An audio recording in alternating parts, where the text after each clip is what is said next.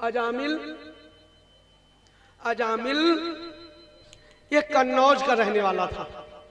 कन्नौज है ना, कानपुर के पास। ये कन्नौज का रहने वाला कानकुब्ज ब्राह्मण था और इसकी पत्नी सदाचारिणी थी। तो कभी कभी क्या होता है, पति अगर गलत मिल जाता है तो पत्नी का जीवन बड़ा कष्टमय हो जाता है।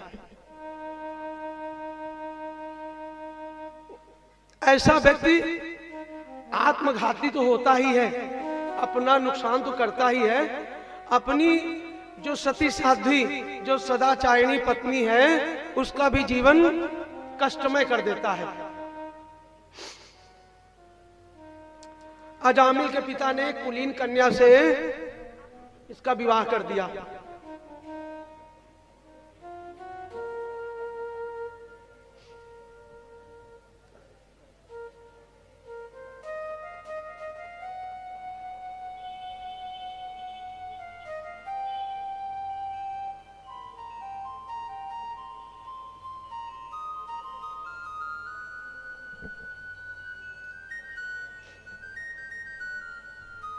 हाँ, तो प्रसंग चल रहा था अजामिल का।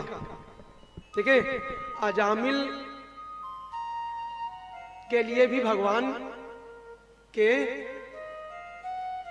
वो पार्षद आए और यह है कैसा, यह आचारहीन ब्राह्मण है लेकिन आचारहीन है और उसकी जो पत्नी है सदाचारिणी है, अपने पति में निष्ठा रखने वाली पतिव्रता पत्नी है। लेकिन इसने क्या किया, तस्य प्रवयसा पुत्रा दशते साम तु यो वयम बालो नारायणो नामना पित्रोश्च दयितो भृशम। इसने क्या किया, अपनी पत्नी का त्याग कर दिया और एक वेश्या के साथ रहने लगा, कुमार्गामी हो गया। कुमार्ग एक होता सुमार्ग, एक होता कुमार्ग। अपनी सदाचारिणी पत्नी का इसने त्याग कर दिया और वेश्या के साथ रहने लगा। वेश्या थी, सुंदर थी और इसका चित्त उसमें रम गया, तो इसने क्या किया, इसने उसका त्याग कर दिया, घर से निकाल दिया।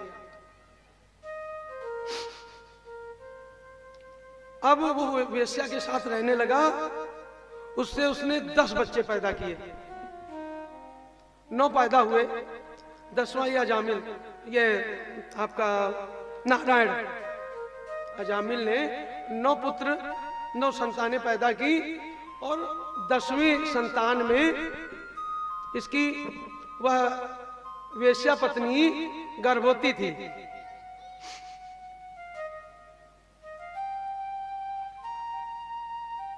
इसकी दूर दूर तक चर्चा हो गई।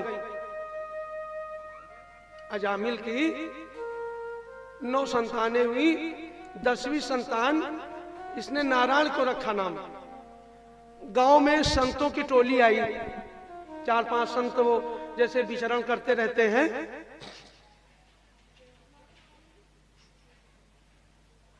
संत विचरण करते हुए आए तो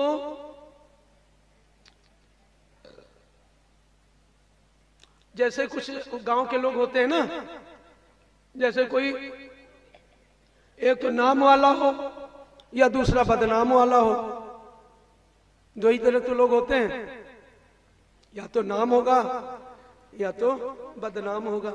तो बदनाम हो गया था कि भैया इतना गिरा हुआ व्यक्ति है, जैसे जो व्यक्ति अपनी पत्नी और बच्चों का नहीं होगा, वो आप यकीन मान लीजिए इस धरा पे किसी का नहीं होगा, माँ बाप की तो बात बाद में है।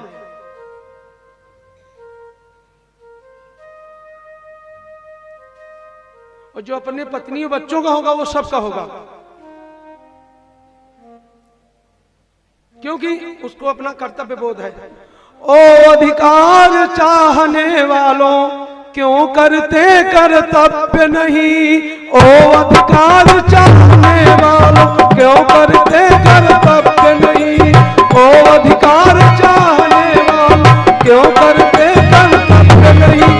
कोई भी कर्तव्य विमुख पा सकता है, अधिकार नहीं। कोई भी कर्तव्य विमुख पा सकता, अधिकार नहीं। कोई भी कर्तव्य विमुख पा सकता, अधिकार नहीं।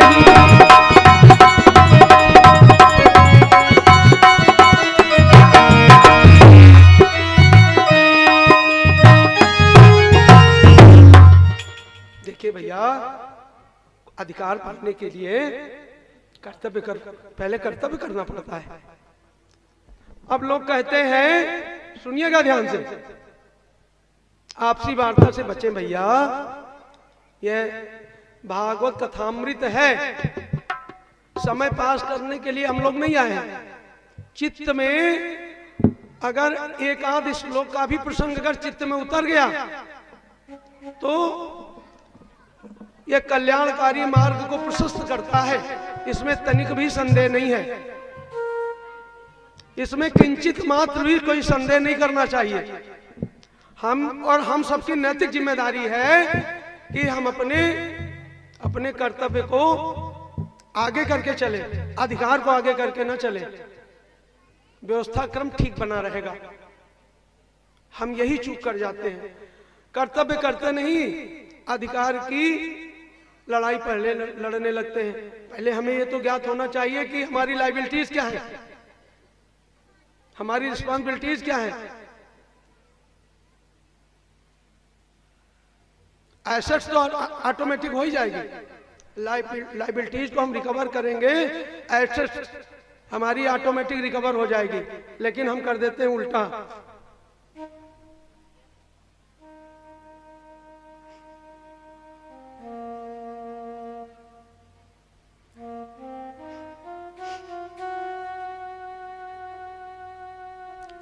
और ये बड़ी विडंबना है, हम सनातन के हैं, सनातनी हैं, है ना। और सनातन, ध्यान से सुनिएगा, ये व्यवस्था क्रम की बात है। परीक्षाएं हैं, इन परीक्षाओं में कुछ उत्तीर्ण होते हैं, पढ़ने वाले उत्तीर्ण होते हैं, न पढ़ने वालों का दुनिया भर के बहाने। मोबाइल चला लेंगे 14 घंटे, 1:30 बजे रात में नींद आएगी, पिताजी को बता देंगे, माता जी को, कि कोर्स कंप्लीट कर रहे हैं ऑनलाइन वाला। सुनिएगा ध्यान से, ये हम नहीं कर रहे, ये अंतर्भाव में कुछ आई बात। अब बताइए, सनातन की व्यवस्था है, सनातन की को पुष्ट करने के लिए श्रीमद् भागवत हो रही है, और 100 नंबर पर पुलिस को सूचित किया जाता है। इसी मोहल्ले में 100 नंबर से पुलिस को सूचित किया जाता है कि व्यवधान हो रहा है बच्चों की पढ़ाई में। अरे लज्जा आनी चाहिए ऐसी व्यवस्था को, ऐसी सोच को, जो सनातन के होकर, अरे कितने घंटे होती है, 5 सवा 5 बजे हम आते हैं, 9 साढ़े 9 बजे ये कथा विश्राम ले लेती है। वैसे तो जनरली लोग वही 2.5-3 घंटे समय देते हैं। हम आप सबके स्नेह में हम 3.5-4 घंटे, 4.25 घंटे समय दे देते हैं। हम कोई फालतू है क्या कि हम भिखमंगे हैं कि हम किसी के सामने कटोरा लेकर बैठे हुए? हम सनातन की रक्षा के लिए बैठे हुए हैं व्यासपीठ पर, और आपके कल्याण की भागवत भगवान से कामना कर रहे हैं। और उस तरह की व्यवस्था में पुलिस प्रशासन में सूचना भेजी जाती है कि बच्चों की पढ़ाई डिस्टर्ब हो रही है। भैया कैसे सनातनी हो? जो अपने को सनातनी कहता है, हमसे शास्त्रार्थ करे धर्म शास्त्रों पर, मैं उसको व्याख्या करके बताऊंगा। 4 वेद 18 पुराण 108 उपनिषद पर किसी प्रसंग पर हमसे वार्ता करे, मैं शास्त्र सम्मत बात करूंगा, उसको बता दूंगा कि आपकी चित्तवृत्ति कितनी दूषित है, मैं श्लोक के माध्यम से सिद्ध करूंगा, अपने तर्क के माध्यम से नहीं। ऐसे समाज पर लज्जा आती है। आप अपने आप को सनातनी मत कहें, जो इस प्रवृत्ति के लोग हैं।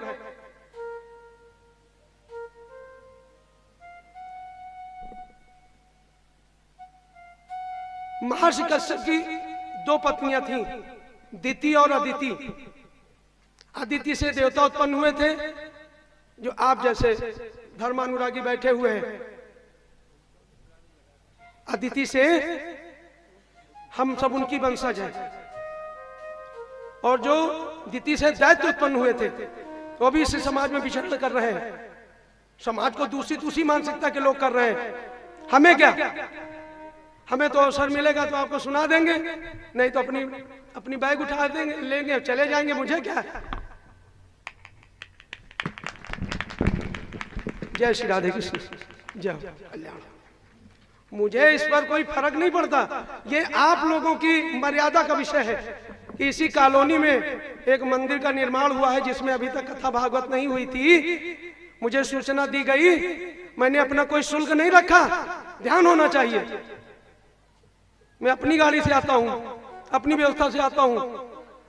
किसी क्या मैंने किंचित मात्र मैंने एक ग्रास भी नहीं लिया। मैं तो निरंतर, आज 4था दिन है, मैं अनुष्ठान में मैंने ये व्रत ले रखा है। स्वल्पाहार ले रहा हूं, फलाहार थोड़ा बहुत। क्यों? ये व्यासपीठ की मर्यादा है कि आपके अंदर जो चीज भेजी जाए, तो कथामृत का रस भेजा जाए, वो आपका कल्याण हो।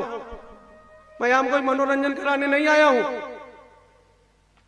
तो मुझे आज बड़ी पीड़ा हुई कि 100 नंबर की पुलिस बुलाई जाती है और आप अपने आप कहते हैं सनातनी। बच्चों की पढ़ाई डिस्टर्ब हो रही है। अरे कितना पढ़ा लेते हो बच्चों को, मुझे पता है। 10-10, 12-12 घंटे मोबाइल में टाइम वेस्ट किया जाता है हमारे आपके बीच में। वहां नहीं डिस्टर्बेंस होता है। मोबाइल एक ऐसी दुनिया है, गूगल महाराज सब तरह की दुनिया परोस रहे हैं। उसमें निष्ठा है, उसमें लगन है, तो बच्चे आपके नहीं बर्बाद होंगे तो क्या हमारे बर्बाद होंगे? अरे बच्चों को तो ये अच्छा लगता कि 3-4 घंटे की कथा है, बेटा चलो चलते हैं। ये सौभाग्य है इस कॉलोनी में कि चलो यहाँ पास में कथा हो रही है, चलो उसका यहाँ कोई फिल्मी तराने थोड़ी छोड़े जा रहे हैं। कथा हो रही, चलो शायद एक घड़ी आधी घड़ी आधी में पुनियाद, और तुलसी संगत साधु की हरे कोटि अपराध। लेकिन खग जाने खग ही की भाषा, ताते उमा गुप्त गरिमा। खग जाने खग ही की भाषा, ताते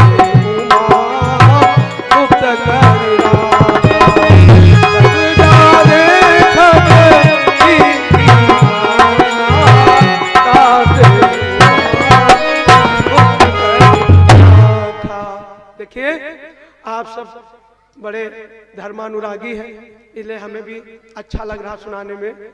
4000 हो और चित्तव्रत या शुद्ध वाली हो, हमें आनंद नहीं आएगा।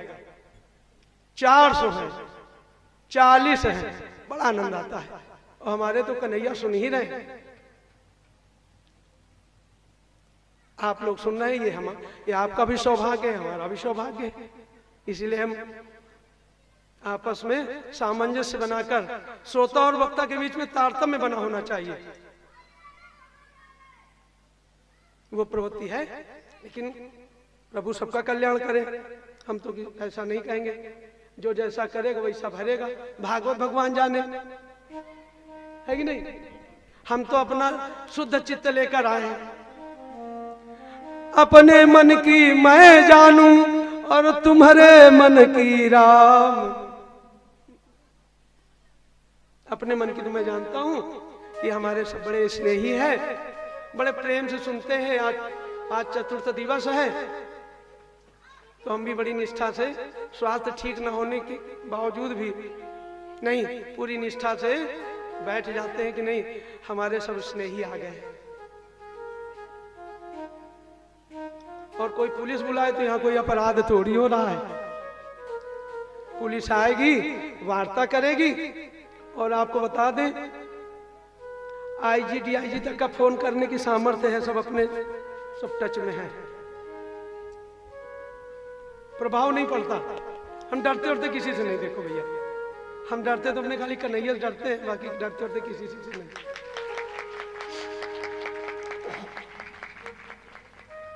तो क्या हुआ, प्रसंग चल रहा था अजामिल का।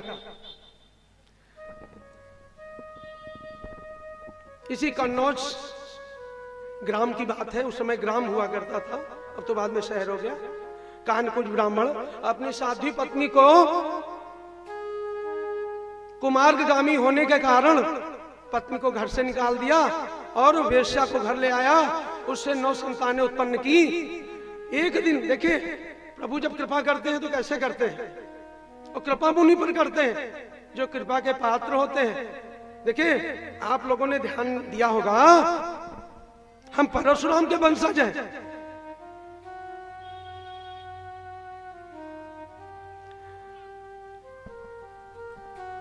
जो हमारे शांताकार हैं प्रभु नारायण, उनके एक हाथ में आशीर्वाद की मुद्रा है, दूसरे हाथ में सुदर्शन चक्र भी है। ध्यान रखना, गड़बड़ी की तो गर्दन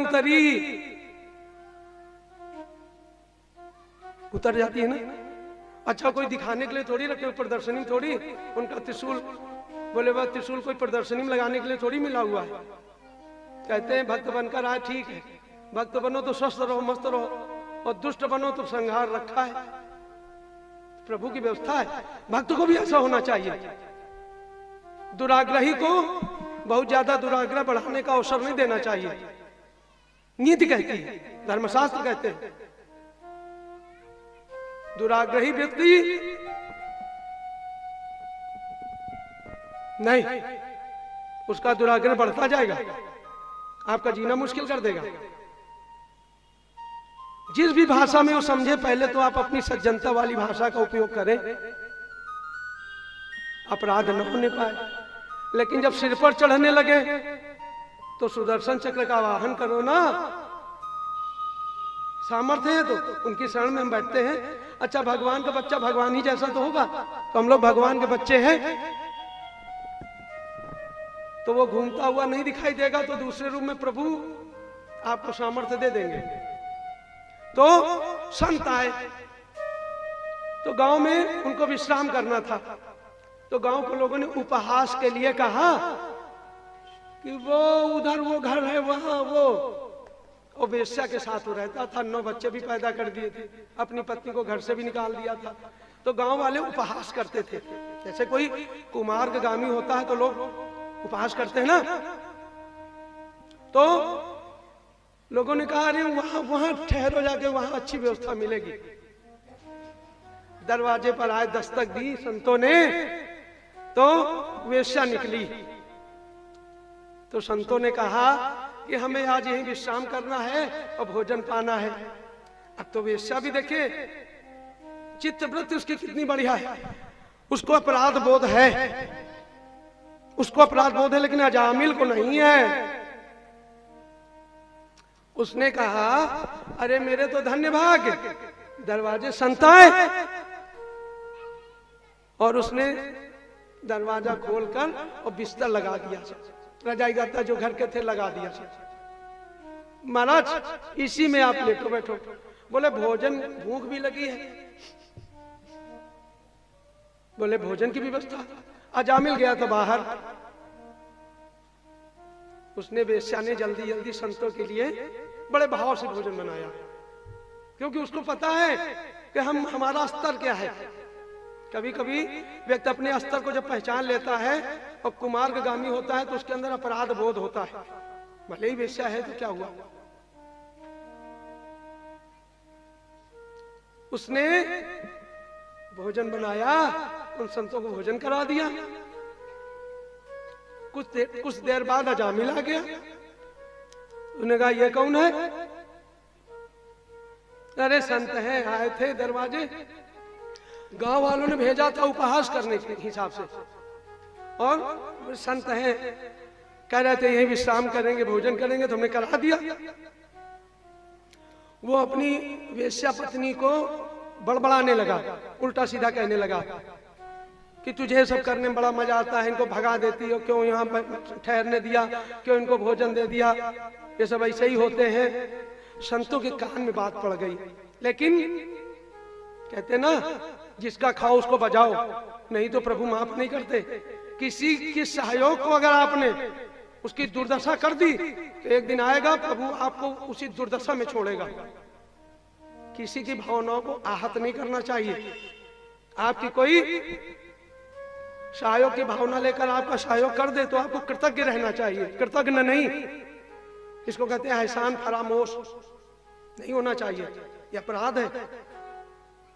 कोई हमारा सहयोग कर दे तो उसको हृदय से धन्यवाद देना चाहिए कि वाह प्रभु ने इसको सहयोग के लिए भेजा, कृतज्ञ रहना चाहिए। ये नहीं, अवसरवादिता नहीं होनी चाहिए कि अवसर निकल गया तो पहचानते नहीं। ये फिल्मी गानों में लाइनें, लेकिन हमें फिल्मी गाने गाने की आदत नहीं, हमें अच्छा नहीं लगता। अपने रामचरितमानस में इतनी सुंदर सुंदर चौपाइयां हैं, भागवत में उनका प्रसंग उठा लिया जाता है, आनंद बढ़ जाता है ना। ये हॉलीवुड बॉलीवुड ने ही तो हमारे सनातन को नष्ट किया, इसी ने बर्बाद किया है। आज जो ये जनरेशन इस स्टेज में आई है, उसको प्रणाम करने में शर्म आती है ना, यही तो है। और पैर भी छुएगा तो कहो, घुटने से फूल छू ले कहो, जांग से छू ले कहो, बाएं हाथ से, ऐसे तरह तरह के लोग मिल जाते हैं। अब उनसे पूछो कि प्रणाम क्यों करो भाई। अभिवादनशील से नित्यं वृद्धोपसेविनः चत्वारि तस्य वर्धन्ते आयुर्विद्या यशो बलम। प्रणाम करने का प्रभाव क्या होता है? इसलिए चतुर सुजान लोग प्रणाम जरूर करते हैं। हम तो भैया किसी का अवसर मिलता है, हमसे बड़ा है, हम तो दौड़ के पैर छू लेते हैं। क्यों? अभिवादनशील से नित्यम वृद्धोपसेविनः, वृद्ध जो हमसे बड़ा है, चत्वारि चार प्रकार से, आयु विद्या यश और बल, ये चार चीजें बढ़ती हैं। एक प्रणाम कई परिणाम बदल देता है। महाभारत को युद्ध होना था, भीष्म पितामह ने प्रतिज्ञा कर ली थी मैं पांडवों को कल नष्ट कर दूंगा। भगवान कृष्ण ने द्रौपदी को समझाया, जाओ भीष्म पितामह के सिर में जाकर उनको प्रणाम कराओ। द्रौपदी प्रणाम करने गई, उन्होंने कहा सौभाग्यवती भव। द्रौपदी ने हाथ जोड़कर विनती की, आपने तो कल प्रतिज्ञा की है, और भीष्म का प्रतिज्ञा कर ले तो कौन बचाने वाला। लेकिन एक प्रणाम ने पूरे भारत का परिणाम बदल दिया। इसलिए कभी अपने से बड़ों को अभिवादन करना हो तो चूक, मैं व्यासपीठ से अपने बड़ों को प्रणाम बोलता हूं कि हमसे जो आयु में बड़े हैं मैं उनको नमन बंदन करता हूं, मातृ शक्ति को मैं नमन बंदन करता हूं। अरे जब नमन बंदन करता हूं तो उनके अंदर से भाव आता है कि वाह भैया यशस्वी हो। तो प्रणाम का महत्व समझना चाहिए, लेकिन इसका जो मतलब समझे वो है नहीं। प्रणाम करने से अभिमान झुकता है, अहंकार झुकता है, और अहंकार तो ऐंठन पैदा करता है। ऐंठता कौन है? मुर्दा। फ्लेक्सिबिलिटी नहीं होती। मुर्दे में कहीं लोचकता देखी है? मुर्दे को उठाओ तो ऐंठा पड़ा है, एकदम टाइट शरीर होता है। हमारे भाइयों ने बहुत सारी इस तरह से अर्थियों में सहयोग किया होगा। मुर्दा एकदम कहीं उसमें फ्लेक्सिबिलिटी नहीं होती, लोचकता नहीं होती। तो ऐंठन तो मुर्दे में होती भैया। ऐंठा पड़ा है, बोले ऐंठ गए।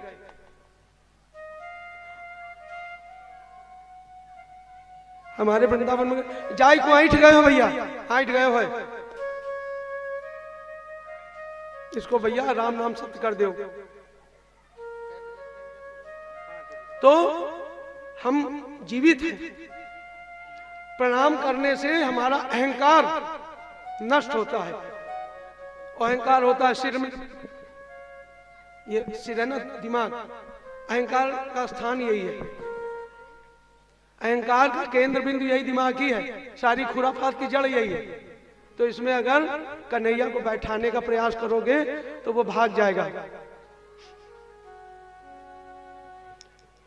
आए वह और झांक कर ही, देखिए भक्त और भगवान की प्रवृत्ति क्या है, लेकिन भक्त कैसा होना चाहिए। आए वह और झांक कर ही लौट कर जाने लगे, आए वह और झांक कर ही लौट कर जाने लगे। मैंने कहा दामन पकड़ क्यों लौट कर जाने लगे, मैंने कहा दामन पकड़ क्यों लौट कर जाने लगे। मैं तो कभी से जो होता था, मैं तो कभी से जो होता था बाट शुभ आगमन की, मैं तो कभी से जो होता था बाट रास्ता, बाट शुभ आगमन की। फिर क्यों चले हो छोड़ प्रिय शोभा बढ़ाओ सदन की, फिर क्यों चले हो छोड़ प्रिय शोभा बढ़ाओ सदन की। दामन झटक कर चल दिए वो, दामन को मैंने दामन पकड़ा कि प्रभु आ तो गए हो। आए वह और झांक कर ही लौट कर जाने लगे, मैंने कहा दामन पकड़ क्यों लौट कर जाने लगे। दामन झटक कर चल दिए वो और यूं कहते हुए, बैठूं कहाँ तेरे सदन में गैर है बैठे हुए, बैठूं कहाँ तेरे सदन में गैर है बैठे हुए। ये गैर कौन है? ये अहंकार, क्रोध, काम, लोभ। या भगवान नहीं ठीक आते हैं, आर्त भाव से पुकारेंगे, भजन करेंगे, आएंगे, लेकिन बैठेंगे नहीं, चले जाएंगे और दामन झटक कर जाएंगे। ऐसे नहीं, सीधे सीधे नहीं जाएंगे। तो वो आए ये बड़ी बात है, और झटक कर चला जाए तो मरने की बात है।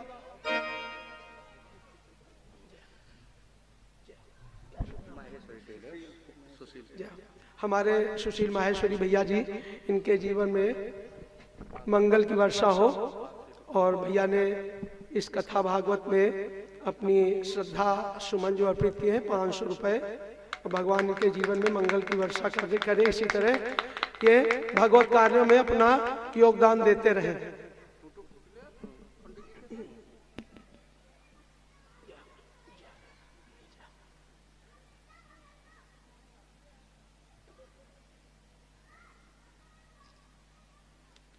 तो भैया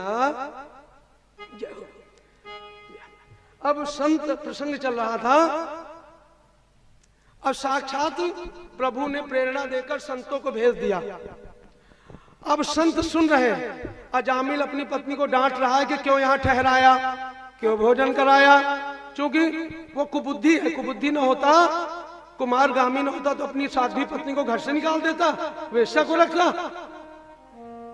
तो इससे प्रत्यक्ष प्रमाण यह है कि कुमारगामी था, उसने अपनी पत्नी को खूब भला बुरा कहा, और वो संत सुन रहे थे।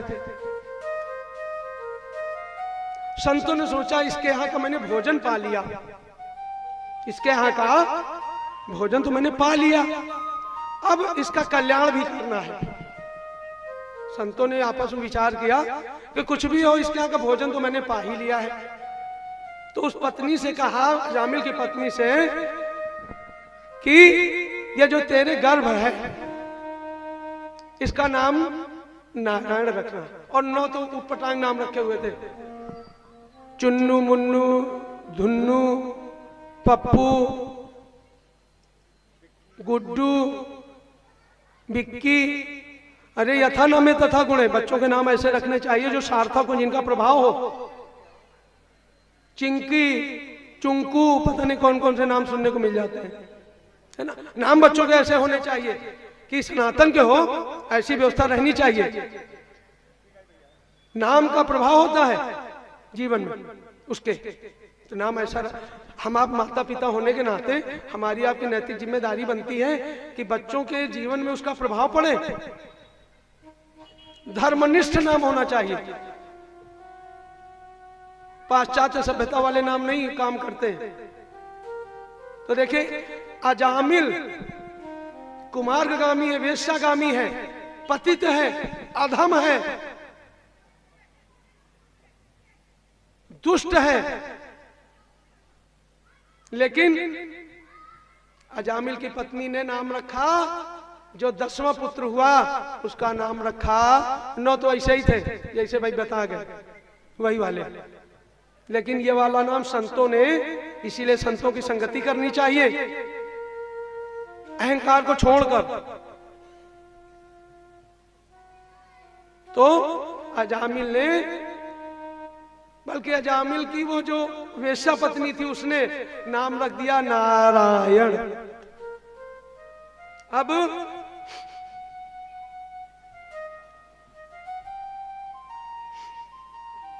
अजामिल एक स्थिति आई कि बिस्तर पे पड़ गया।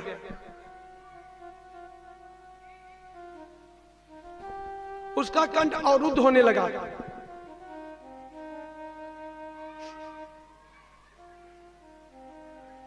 हमको सबको विचार करना चाहिए कि हमारे अंतिम समय में अगर कंठ अवरुद्ध हो गया तो हम क्या करेंगे। तो जब जिह्वा में सामर्थ्य है, शरीर काम कर रहा है, तो भजन करते रहो, कीर्तन करो। कीर्तन का उल्टा होता है नर्तकी। हम सब नर्तकी हैं, इसी माया जाल में नाचते रहते हैं, है ना। तो कीर्तन करो। तो कीर्तन करने से क्या होगा, भगवान में प्रीति बढ़ेगी और चित्त शुद्ध होता जाएगा। अहंकार, जब चित्त शुद्ध होगा तो अहंकार अपने आप भाग जाएगा, ऐंठन खत्म हो जाएगी, जिंदा होने का प्रमाण मिलने लगेगा, है ना। प्रत्यक्षम किम प्रमाणम। तो प्रणाम का ये महत्व है। अब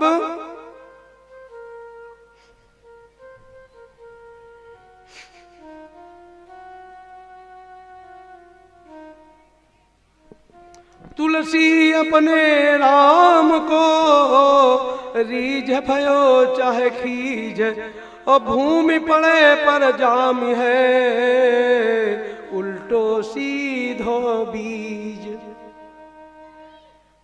क्या है, तुलसी अपने राम को रीझ भजो चाहे खीज, भूमि पड़े पर जाम है उल्टो सीधो बीज। क्या कहती है हमारी भागवत कि जैसे खेत में बीज डाल दिया जाए, वो उल्टा पड़ा हो चाहे सीधा पड़ा हो, अंकुरित होकर वो आएगा सीधे ही। भाय कुभाय नख आलस नाम जपत भाय कुभाय नख आलस नाम जपत मंगल नाम जपत मंगल नाम जपत मंगल। अब अजामिल क्या हुआ कि जब देवदूत आ गए, यमदूत आ गए, यमदूत आ गए, तो उसने क्या किया, यमदूत आए यमदंड लेकर, विकराल रूप। गरुड़ पुराण में उसका उल्लेख है कि यमदूतों का स्वरूप कैसा होता है।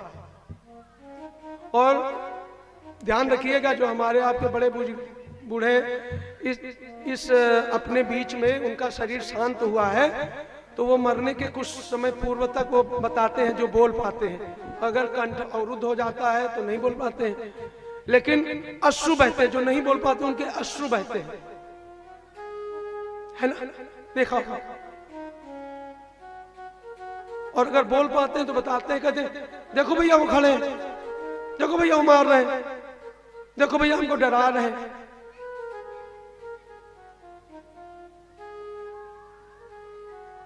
तो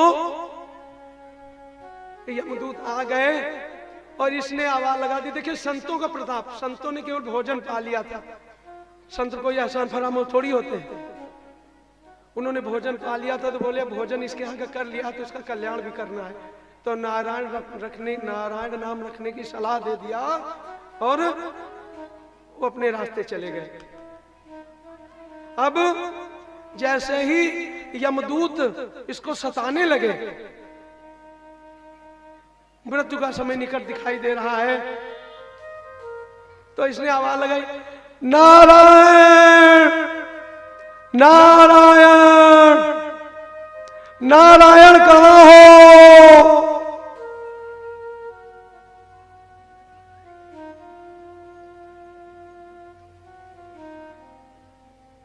भगवान लक्ष्मी जी के साथ क्षीर सागर में विश्राम कर रहे थे।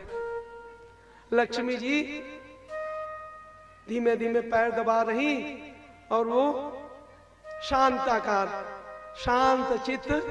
लेकिन जैसे ही आवाज लगाई, भगवान का एक नाम नारायण भी है ना, भगवान विचलित हो गए और लक्ष्मी जी ने कहा क्या हुआ? बोले हमारे भक्त के प्राण संकट में है। तुरंत भगवान ने अपने पार्षदों को भेजा, जाओ यमदूतों को खदेड़ो जाके। जैसे आपके खेत में जानवर आ जाए तो आप जो खेत रखवाली करते हो उसे कहो जाओ डंडा लेके भगाओ जाके। अब भगवान के पार्षद ने यमदूतों से कहा तो यमदूत क्या कह रहे हैं? इसने भगवान का नाम थोड़ी लिया, नारायण का नाम थोड़ी लिया, वो भी बड़े चतुर हैं। कह रहे हैं तो हमने इसके बेटे का नाम है। तो फिर उन्होंने भगवान को संदेश दिया। भगवान कह रहे कुछ भी हो, इन्हें नाम तो मेरा लिया। और